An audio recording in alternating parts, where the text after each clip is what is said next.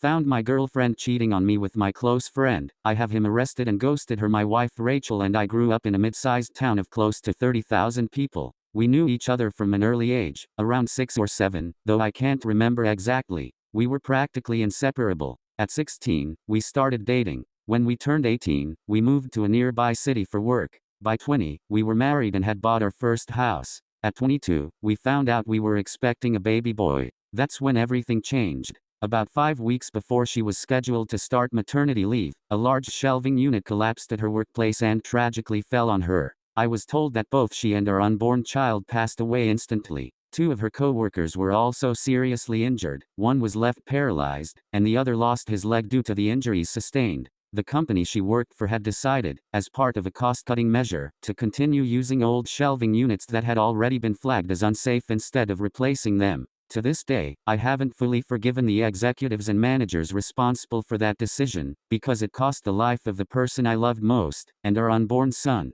Soon after, I was told I had a choice about how to proceed with what the company called compensation, but to me, it felt like hush money. They wanted to settle quietly, to avoid a legal battle. I, on the other hand, was determined to hold them accountable. Just to clarify, this isn't the revenge part yet, this is still the backstory. Fortunately, the case gained media coverage and political attention, and the legal proceedings moved faster than most, roughly 3 years. The court settlement was nearly 10 times what they initially offered to all families affected. There were large fines issued for serious breaches of workplace safety laws. Some executives were removed from their positions, and a few even faced criminal consequences. That's a story I may share someday, when I feel ready. During this time, I continued working in telecommunications. My mother, bless her, moved in to support me during everything. Honestly, I might have completely fallen apart without her constant presence and help. Around this period, I was offered a promotion that involved frequent travel across the state. I asked for a base office in my hometown so I could manage statewide business while also handling local accounts, since there wasn't anyone covering that area.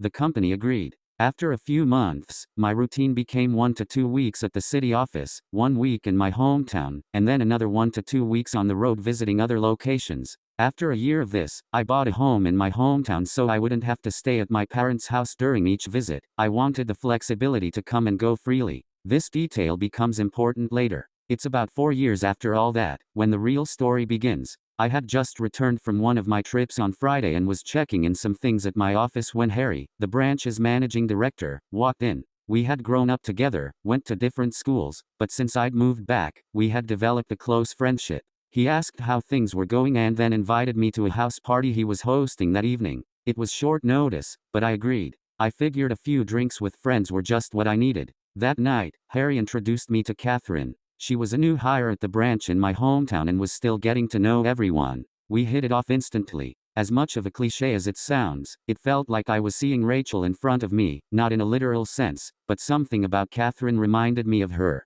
I won't go into all the details, but after 2 years of dating, we decided to take the next step. Catherine moved into my house in her hometown. Everything was going really well. She got along with my parents, and even Rachel's parents expressed how happy they were that someone could make me feel joy again. For nearly a year, things were great, until subtle changes began. Our Skype calls started ending abruptly. Neighbors would occasionally mention that a certain car, described in a way that sounded exactly like Harry's, was often parked in the alley behind my house while I was away. I started finding clothes in the wardrobe that definitely weren't mine. All signs pointed toward something being off. But when I confronted Catherine, she insisted there was nothing going on. She said Harry sometimes came over to discuss business, but that he never stayed long. I convinced myself I was being paranoid, and tried to carry on as if everything was fine. But deep down, I knew something wasn't right. About 6 months later, the truth came out. I had just closed a big contract with a new company, and the negotiations wrapped up earlier than expected. Instead of sticking around, I decided to book an early flight home to surprise everyone. Fast forward a few hours, I arrived back in town and drove through the alley behind my house. I figured I'd sneak in through the back entrance to surprise Catherine. Part of me was also curious to see if this mysterious car was really there. Sure enough, there was a car parked directly in front of the back gate. At first, I thought it might be a careless neighbor, until I recognized the vehicle. It was Harry's. If it weren't for the tall privacy hedges I'd planted years ago, I might have missed it entirely. I parked behind him, got out, and approached the house quietly. She had always told me he'd leave before this time, so something felt off. Then I looked through the kitchen window, and that's when my heart sank. There, in my kitchen, was Catherine, with Harry, in a situation that left no room for doubt. I froze. Time stood still. My close friend, with the woman I loved, right there, in my home. I didn't know what to do. So many questions were running through my head. Was this real or was I dreaming? Why were they being intimate in my house? Feeling completely defeated, I turned and left without them seeing me. I sat in my car for what felt like an eternity. I was crying, hard. But that sadness quickly shifted into something else, anger. The same kind of deep anger I had felt toward the people responsible for Rachel's death. I didn't want revenge through violence. I've never believed in that. But I knew I had to act. I had to make them feel the weight of what they'd done. And what better time to start than now? I moved my car back up the alley, just far enough from the driveway that I could still see Harry's vehicle, and walked back toward the gate where I had a clear view into the house. I called her phone. They were still together when it rang. I saw them glance at the caller ID and freeze when they saw my name. She hesitated, looked like she was thinking about answering, but let it ring out. A few moments later, they picked up right where they left off, so I called again. This time, she did answer. Right as she picked up, I hung up and started heading back to my car. A moment later, she called me back. She asked why I was calling so late, and I told her I was about 10 minutes from home and didn't want to startle her when I came in. She sounded surprised, but tried to act excited, and quickly said she was going to get up and change. I said goodbye and ended the call. Just a few moments later, Harry came rushing through the gate, still half-dressed, jumped into his car, and sped off like he was escaping a nightmare. I couldn't help but smile a little, knowing how panicked they both must have felt at nearly being caught. After waiting a few minutes, I parked in the same spot Harry's car had just been. The rest of the night was fairly uneventful. Catherine was already asleep by the time I went to bed. I couldn't sleep. I had too much on my mind. So I got up and went to my office down the hall. I needed to plan. And plan I did. The revenge my mother always taught me to be peaceful and to let the universe handle justice. But in this case, I decided the universe could use a little help. I chose to handle them separately, but make sure both of them would feel it. I knew Harry had some bad habits, not extreme, but things he kept private. I had once noticed certain items lying around his place and saw how quickly he tried to hide them.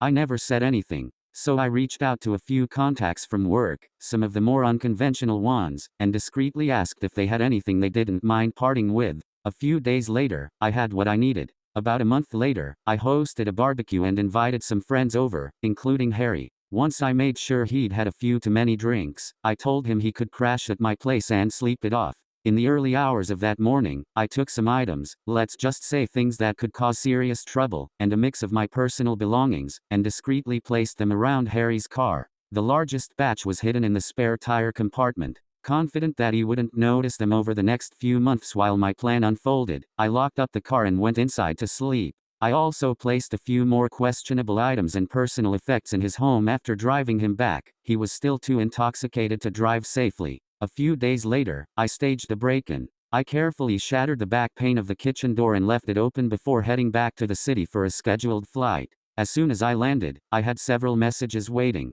One was from my clearly panicked mom, who had discovered the broken door and called the police. One was from Catherine, crying. And one was from the local police asking me to return their call. After speaking to everyone, I told the police I was away on business and would return the following week to discuss it in person. While I was away, I asked Catherine to stay with my parents temporarily and requested that my dad coordinate with a local security company to install cameras and an alarm system. The police gave the green light to proceed since the crime scene had already been documented. When I returned home, I played the part. Oh my God, I can't believe this happened, and why would anyone do this? I did a full walkthrough, discovered that some of my items were missing, and filed a police report. A security company representative then walked Catherine and me through how the alarm system and cameras worked. Then came the question I'd been waiting for. She shyly asked, "What if we're doing something private and don't want it recorded?" I knew exactly what she was referring to. The rep reassured her it was a common question. He showed us on the home computer how to temporarily pause recording on certain cameras, to protect your modesty, he said. As I walked him out, I casually asked if there was a way to be notified when recording was turned off. He came back in and helped me set up email alerts just in case. Perfect. Now, all I had to do was wait. At this point, I also turned to a legal advice forum to ask about relationship laws in my country. I wanted to make sure that my next steps wouldn't backfire financially and that Catherine couldn't make any legal claim against my estate. Since I was the sole inheritor of Rachel's estate, I needed to be absolutely sure there were no surprises. Shout out to the folks there, they helped me connect with a solid lawyer. He confirmed that although Catherine and I had been dating for almost 4 years, we hadn't lived together long enough to be considered a de facto couple. He also noted that because I was covering all the utilities and she wasn't paying rent, she had no legal basis for a financial claim. Just to be safe, he drew up a very solid legal document, something airtight in case anything went sideways. The following week, my company approached me and offered a promotion to move back to the city and manage the team I had previously been a part of.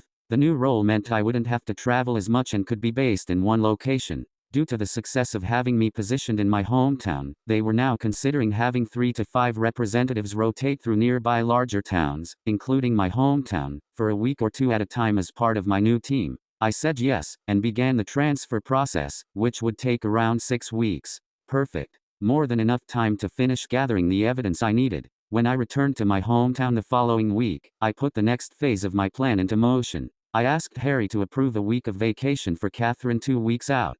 I said I wanted to surprise her with a relaxing retreat with a friend or two before making what I called the biggest decision of my life. For the second time, he lit up and gave me a huge hug, congratulating me for being ready to take that step again. I hugged him back, though not for the reason he thought. He agreed immediately and blocked the week off for her. I asked him to keep it quiet, because I wanted it to be a surprise. Of course, I knew the office gossip would take care of spreading the news. That was part of the plan. That evening, I told Catherine that I had booked her and 2 friends into a tropical spa resort for a full week. All expenses paid. No questions. Just pick 2 people and go relax. She screamed with excitement like a kid being told they could have the entire candy store to themselves. I also told her that the following week, I'd be in the city preparing for a big client pitch, one of my largest accounts, and I'd need support from some members of my team. I said I wouldn't be home until the Monday she was flying out, which seemed to disappoint her, but I promised it would be worth it when she got back. What I didn't tell her was that I had actually taken 2 weeks of vacation to head to the other side of the country, both to enjoy my first stage of freedom and to mentally prepare for the chaos that was about to unfold once she stepped on that plane. On Sunday, 2 weeks later, I flew back and started the drive home. As I approached the neighborhood, I took a slow drive past my house, and sure enough, Harry's car was parked there. Just like the night I first caught them. I parked a bit further down the street and checked the security cameras. There they were, asleep in my bed. No surprise, really, I had recorded them repeating this same behavior throughout the 2 weeks I'd been away. Then I made the first call. Using a hidden number, I phoned the local police department. I told them, as if I were a concerned neighbor, that I had noticed someone regularly sitting in their car behind the house, passing small items through the window to people who pulled up, and that it looked suspicious and potentially unsafe. I also said they'd been peering into the backyard and I was worried they might be up to something. I gave the officer Harry's license plate number and a clear description. They said someone would be dispatched shortly, so I thanked them and hung up. Then, I called Catherine and told her I was about 10 minutes from home. I said I knew she was flying out tomorrow but couldn't resist the urge to surprise her. Looking back at the security footage now, I can't help but laugh at the chaos that followed. Within seconds, Harry was half-dressed and running out the back door toward his car. It was almost too perfect. As Harry sped away, one of the police cruisers happened to round the corner behind me. They saw his vehicle taking off and immediately followed him. I pulled into the driveway, greeted an overly excited Catherine, and we went through the usual couple motions. Eventually, she fell asleep, but I couldn't sleep a wink. The next morning, she and her friends were packed into a car and headed off on their trip. Once they were gone, I waited a few hours before continuing with the next phase of my plan. I called a friend of mine who runs a moving company and apologized for the last-minute notice. I asked if he could help me move out by Friday. He agreed, and I let him know that a few of the boxes would need to be delivered to a storage facility. That wasn't a problem for him. Then, I began packing up Catherine's belongings. Later that day, I received a call from the police asking me to come down to the station to identify some property they had recovered from a suspect the previous night. The description matched items I had previously reported missing. I smiled quietly to myself, knowing my setup had worked, and told them I'd be there shortly. When I arrived, I was able to confirm a number of my belongings. A few items were still missing, likely still in the suspect's home, but those details would come later. By this point, word had already spread. In a small town, news like this doesn't stay quiet for long. Harry's reputation took a serious hit, and he was swiftly let go from his position after the discovery of the stolen property and the situation that had unfolded. Our department heads reached out to formally apologize for the events that had taken place. That evening, I visited my parents, and Rachel's parents as well, and explained what had happened. I left out some of the more specific details but told them I had been promoted and would be relocating back to the city. I also explained that Catherine would not be joining me. They were initially disappointed I hadn't shared what I was going through, but they understood. They appreciated that I handled everything calmly, didn't stoop to anyone else's level, and made a clean break. They weren't thrilled that I hadn't given Catherine a proper goodbye, but after a few drinks, some laughs, and a few tears, we called it a night, and I went home. On Friday afternoon, after a busy week of arranging cleaners for the following week, coordinating with a real estate agent to list my house as a rental, and tying up other loose ends at my hometown office, I packed a few final items into my car and drove to my parents' place to say goodbye before heading out. Before leaving town, I made one last stop at Becky's house. Becky had been one of Rachel's closest friends growing up, and aside from me, she was the only person who knew the full scope of what was going on, minus the details about Harry. Without her help, I wouldn't have been able to get everything in place as smoothly as I had. I handed Becky a large manila folder containing all the evidence I had collected regarding Catherine's infidelity, along with a letter and a few legal documents from my attorney stating that Catherine was not to contact me. It also included instructions on how to access her belongings, which I had already moved to a storage unit. After a quick goodbye, I got in my car and drove back to the city. On Sunday morning, I woke up to several missed calls, voicemails, and text messages. Apparently, Catherine had come home early after someone tipped her off that something strange was going on in town. She arrived to find the house completely empty, with a for rent sign in the front yard. Understandably shocked, she went straight to my parents' house, only to have the door shut on her as soon as they opened it. That's when the messages started. I later learned she had contacted almost everyone she could think of until she reached Becky, who told her that a package had been left for her. I was told she didn't take the news well, and I could tell, based on the stream of angry messages she sent me afterward. She accused me of orchestrating everything, of being manipulative, and trying to ruin her life. At one point, I half expected her to show up at my new place, but she never did.